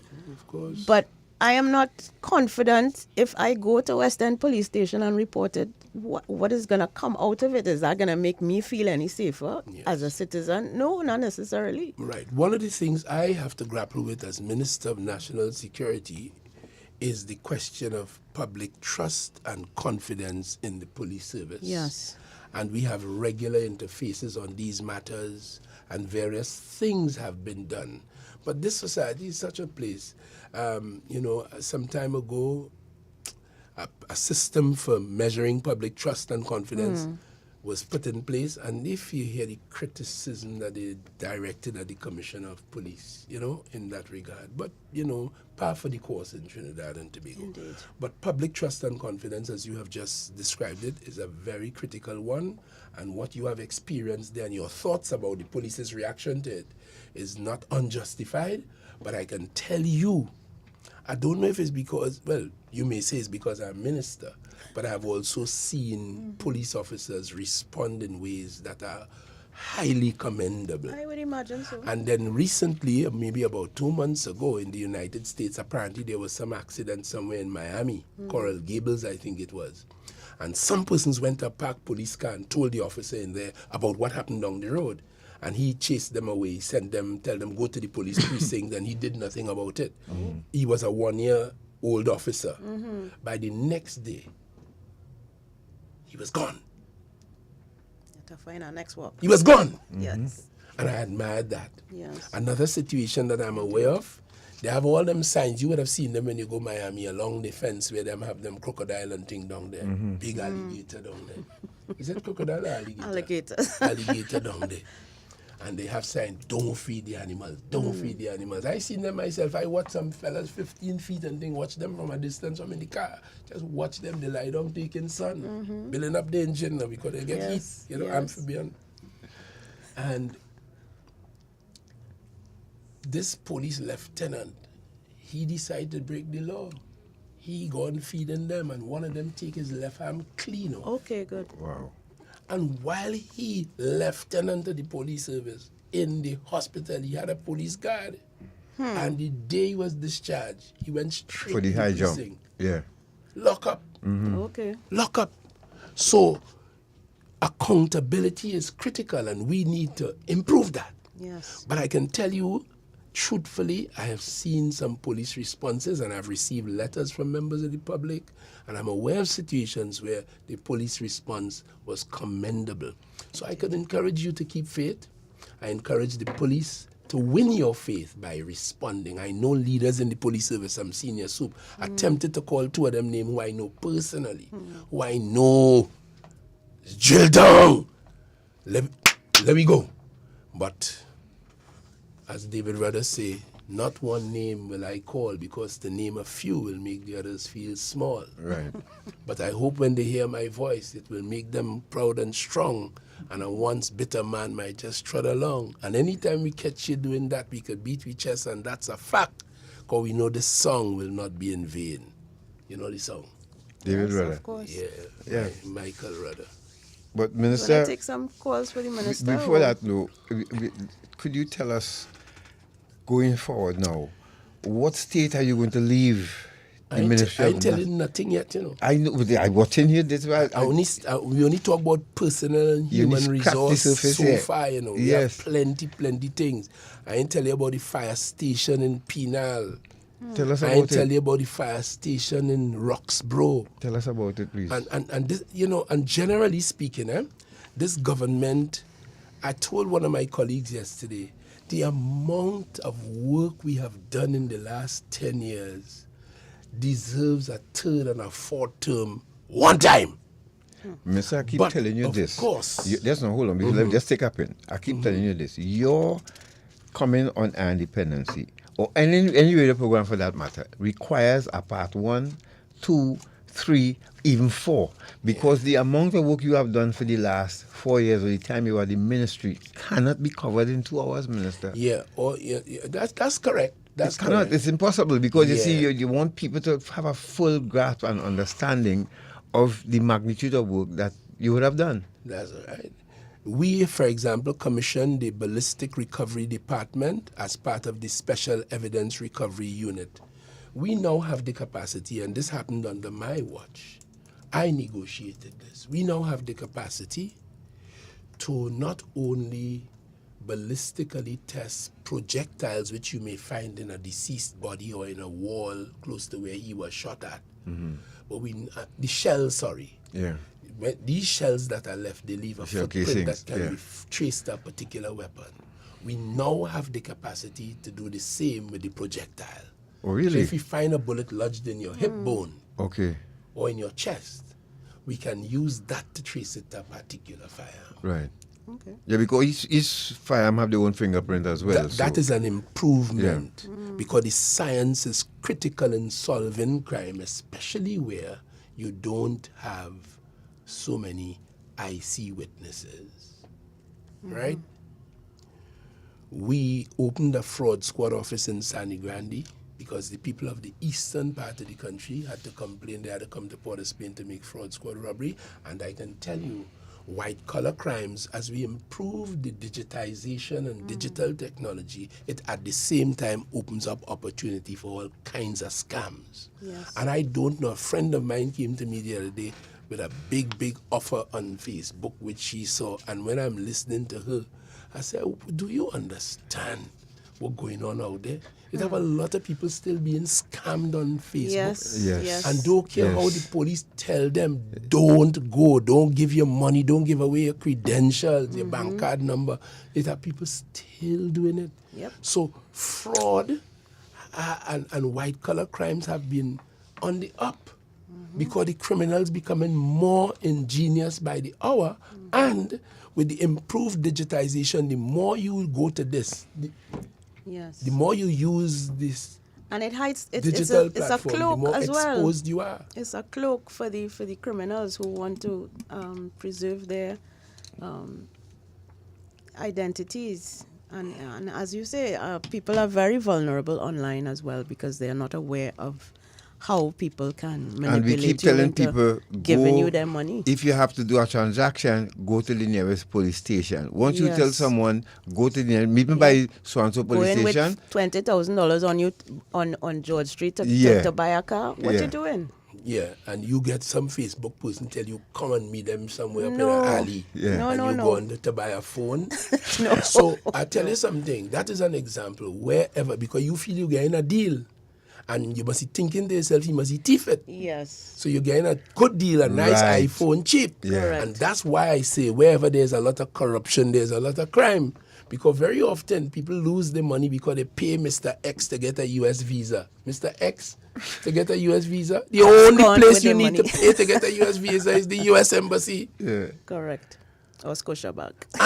And today, to get a birth paper, a marriage certificate, a company registered and all that, one of my constituents here, they told me that they were robbed the money recently, paying a man to form a company. Forming a company is the easiest thing. Online too. Right. Fill out a form. So if, a lot of people like deals now. They want deals because they're corrupt. So when they go for the deal, they end up getting robbed. Whereas if they were not minded to get deals, they wasn't going to get robbed. You understand, Madam Castillo? Do you agree? You see why whenever you have plenty corruption, you have plenty crime. Yeah, because the person, the victim, is part of it in a sense, sometimes. Yeah. Sometimes. Yes. Enabling it, really. But if you give money to somebody who don't work in the U.S. Embassy, no consular officer, to get you a U.S. visa, you got to be up to something yourself. Correct. Correct. Yes, and But if the environment as well is conducive to that, if you know that, unless you know somebody inside there who you could. Well, you don't know nobody, you don't need nothing. You go to the place, you make your appointment, you pay money, you go in the line, you go on your thing. They give you, they give you. They don't give you, they don't give you. If they don't give you, you find out why not. Yes. And you try and fix that for the next time. They don't have enough money in your account, whatever, no problem. And if they still don't give you, Trinidad is nice. And you stay right here and you make yourself cool. You hear that, Mr. God? Good.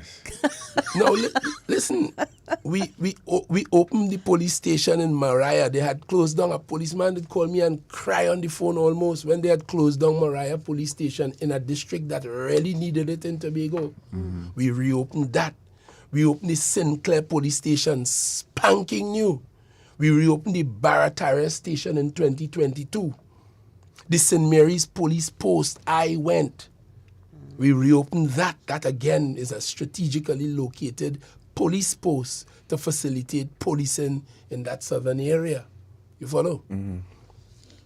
We upgraded detention cells. People complain when they go and they get themselves arrested. The cells are not up to OSHA standards and constitutional standards. Mm-hmm. So we have improved those. We installed a alarm system.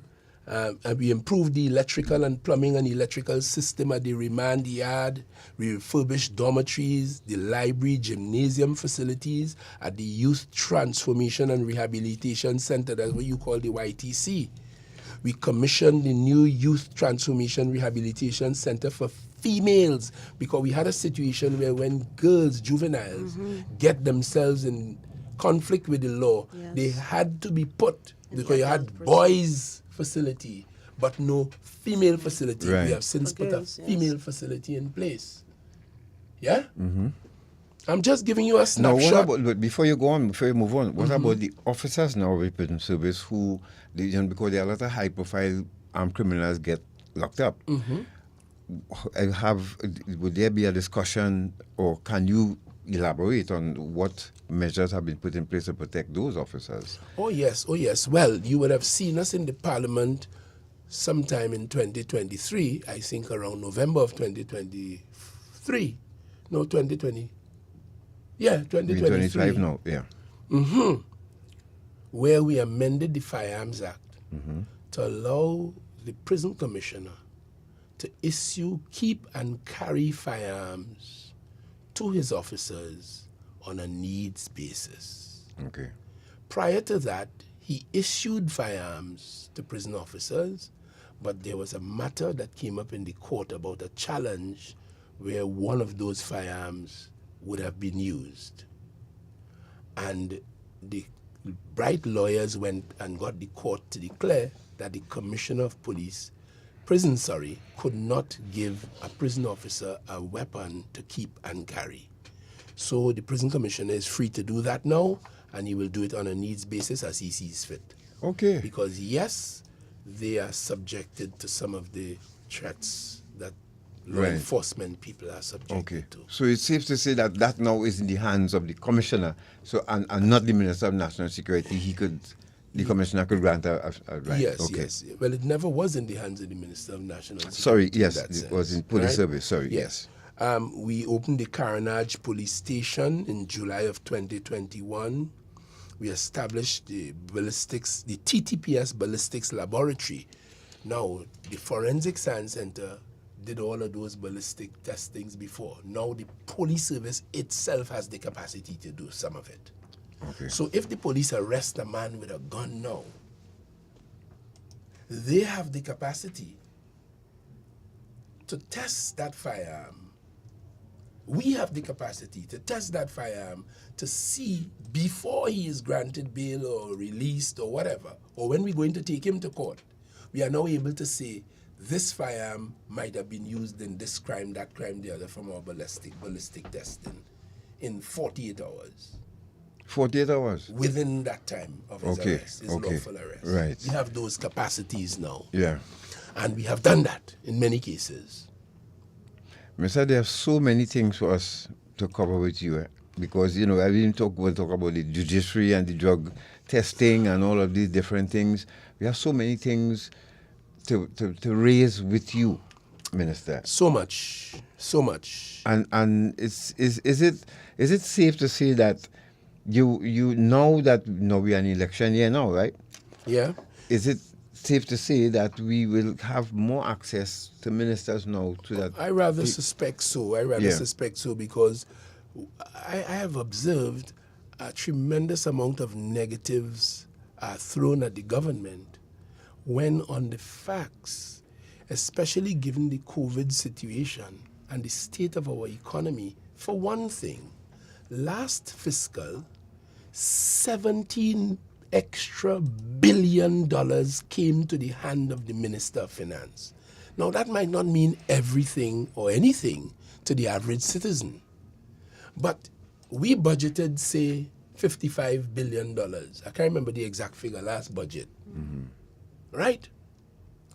17 of that was income to the government. Our budget is your income as opposed to your expenditure patterns for the coming year. And you know where that 17 billion came from? Dr. Rowley and that Minister Young, and before him Frankie Khan, our energy ministers, led by Dr. Rowley, saw that we had certain gas production contracts with Shell and BP and some big multinationals, and found in their own analysis that these contracts were negotiated in a manner that was unfavorable to you, the people of Trinidad and Tobago. In other words, your gas was being taken and you were not getting a commensurate amount of money for it. To fix the police service, to fix the teaching service, to fix your roads, to pay the subsidy on electricity, because as you know, you don't pay the real price of electricity in Trinidad. Don't compare your electrical bill with that from the woman from St. Kitts or Jamaica or Barbados or Antigua. Chalk and cheese. We have cheese, them have chalk. Don't compare your water bill either. Don't compare your gas bill either. So when it comes to trickle down, the people of Trinidad and Tobago get a price for gas, for water, and for electricity that, like your 20-pound tank of gas, is how much for that? $25? $28? Yeah. You must either pay 28 because they bring it by a gate. But the real price is not 25 if you're going down in the place. Some places, and they might charge you a little bit more in your shop or, in your zone. But that is the price. You know what that's what you pay. You know what the real price of a 20-pound cylinder of gas might be? About $80. $100 you have to give them and you get back at 20. That's your real price. But now you give them your $100, you get back 75. That is trickle down. But they don't know that. When they get a cut on the foot, or they find a communicable or non-communicable disease, They go down to Port of Spain Hospital, they go to Mount Hope, they go San Fernando General Hospital at no direct cost to them. That is trickle down too. A lot of our billions are spent in the Ministry of Health to make sure that that happens. Mm-hmm.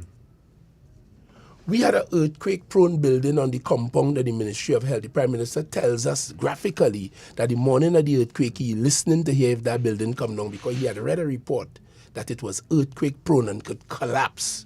Today, when you pass on Belmont Circular Road or anywhere inside of Belmont, you see a proud, tall edifice, central block, for 200 and something beds.